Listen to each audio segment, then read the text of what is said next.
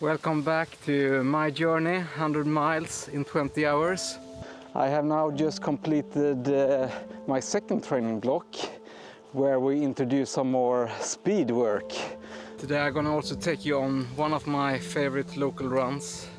It's a 1 hour recovery run and the weather is great. Still a bit chilly, but I can't complain. The spring is coming.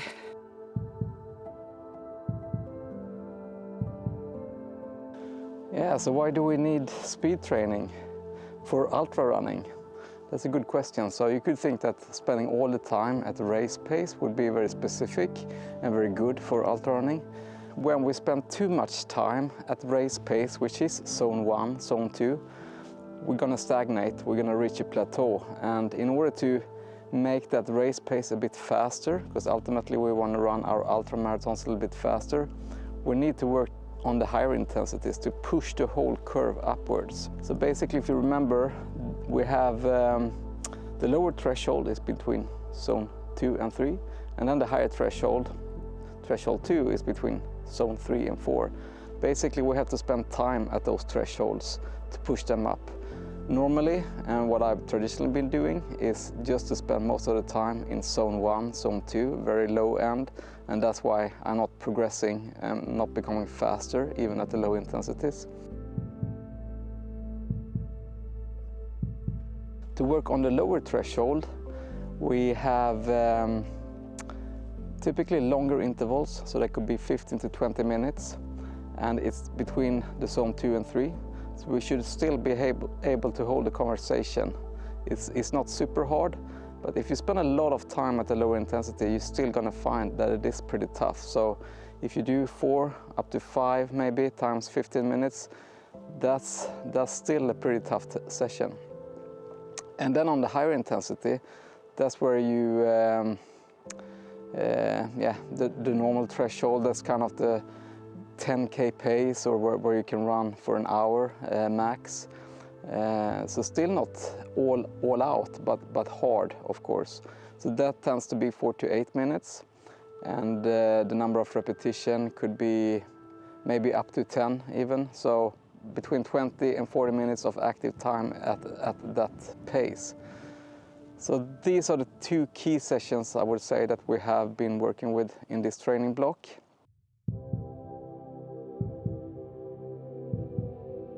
Typically, it's difficult in the beginning of the interval to not go too fast, and at the end of it, it's kind of difficult to keep up with the pace that you should have. So what's my learning so far on that?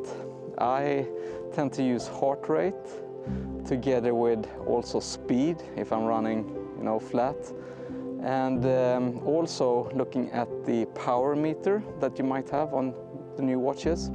But the most important is probably the RPE, the rate of perceived exertion.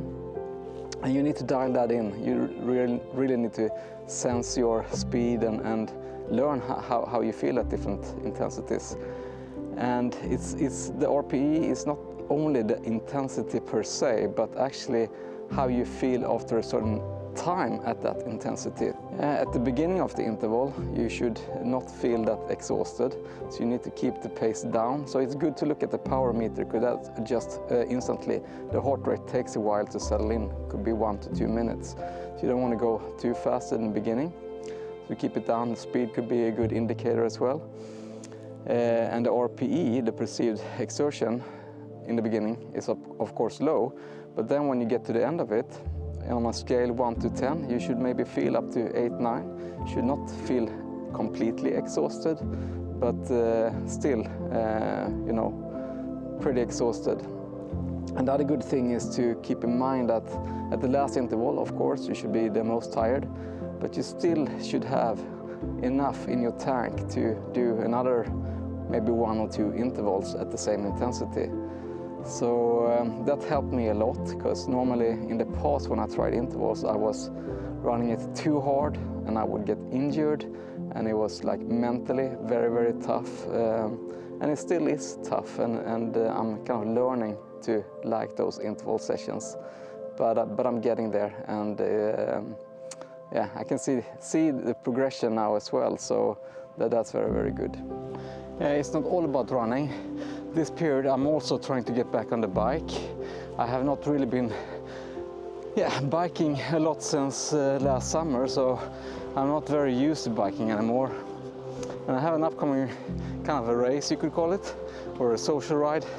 I don't want to embarrass myself, but it's not like a race or anything, but it's a 100-mile gravel ride. So to keep up with the friends at least, I need to get back on the bike. So for this period, I introduced the long rides in the weekend, so not so much long running.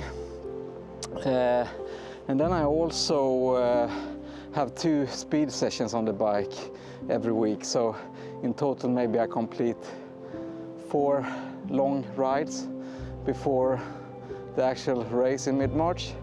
Or race is a social ride, but nevertheless. And I might have 2 per week interval sessions as well. I haven't really begun that yet, but I will the next 2-3 weeks. So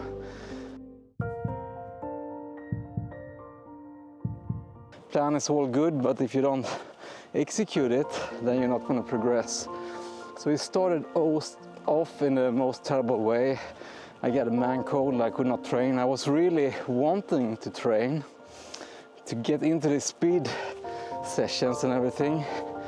So I was really frustrated, and on top of that I had a trip to the US for a week, and on top of that I had a ski trip, and that was of course planned.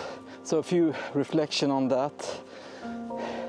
It's very difficult to manage when you're injured or when you're not feeling well.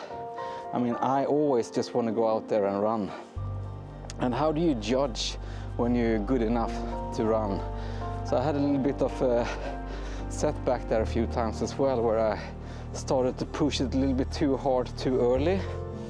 And overall the cold stayed with me during the business trip and the ski trip even. So I think it was 2-3 weeks I didn't feel that great. It was not like in bed or anything. So yeah, extremely frustrating, because it's not obvious when you cross that gray zone, so to say, when it's okay to train. So what's your advice on that? I mean, I typically try to start off with a few slow runs and then ease into it. This time I really wanted to try out those speed sessions, so that was one of the mistakes probably. On the business trip, I mean, I always bring running shoes and gear with me. Might be difficult to get that structured workout in, but I mean, it's a great way to explore the city.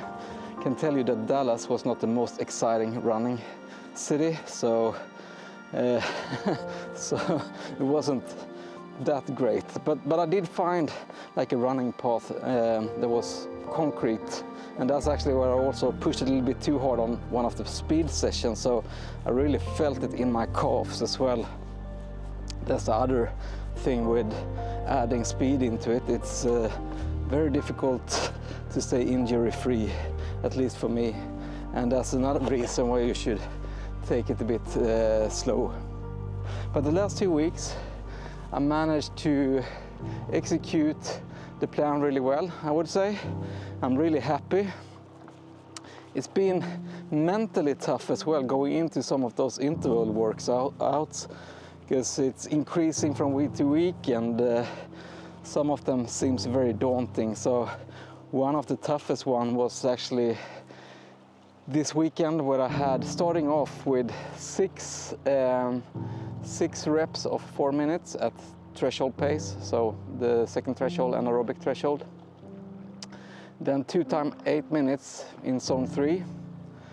Doesn't sound very hard, but it was still pretty tough. And then finishing off with 2 times 20 minutes of the lower threshold. So kind of touching both thresholds and somewhere in between as well. And that's a lot of interval time. The total session was 2 hours. But I actually felt really good.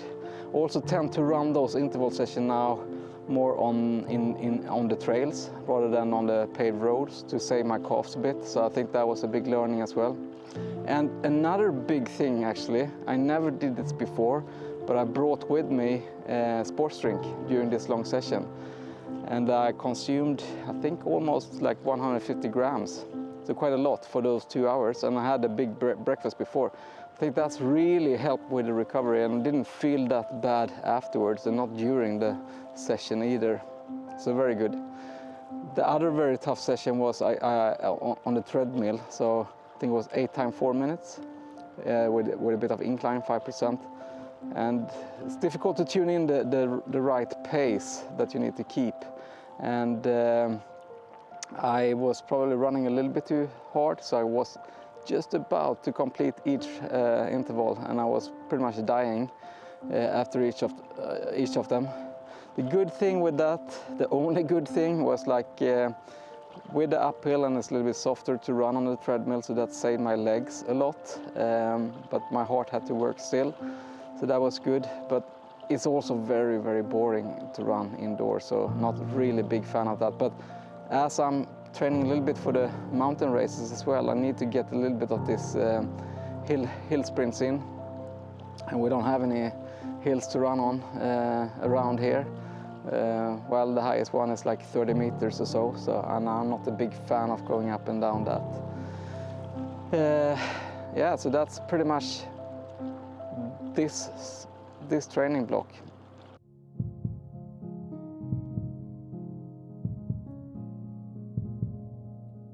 So what's up next? So the previous training block was really just 2 quality good weeks. So I will continue this now until my bike race. And I will keep the interval sessions similar. I still need to fine tune and dial in the right pace at those. And I think also it's a good way with the consistency. You can benchmark each time and see how much you progressed, if you're getting any faster and so on. And also, I think it's better with a few simple interval sessions than too many complicated, because you actually have to take some practice and some learning to get into how to execute them well. And I'm still learning that. So keep it simple, not too many different kinds, rather progress it over the weeks and add maybe 1 interval each time and so on. Or try to push it slightly harder if you feel you're progressing. So that's my take on it, at least. And beyond the bike race, in mid-April, I have my first race for the season. It's 60K, pretty flat, and that's where I will try and see how I stand and how I develop so far. So that's going to be a good test. And then pretty much the season has started, and 4 weeks or 3 weeks after that, going to Snowdonia to run in the mountains. So I'm not sure how much hill running I'm going to get in before that one, but so many qualities to train on, and that's what makes it both difficult but also interesting, I guess. Actually, I had one more little update that I totally forgot about. I did my first race in mid-February. That was when I had my man cold, so I didn't feel that great. I could not run that hard, but it was with the football team that I'm training. So we had a lot of fun, and I really had to do the race, of course. And if you want to check that out, of course, there's a film. So click on the link up there and check it out. So hope you enjoyed this session, and if you have any question, feel free to comment. Try to get back to you. It's always great to get some feedback. So have a good one. Bye for now.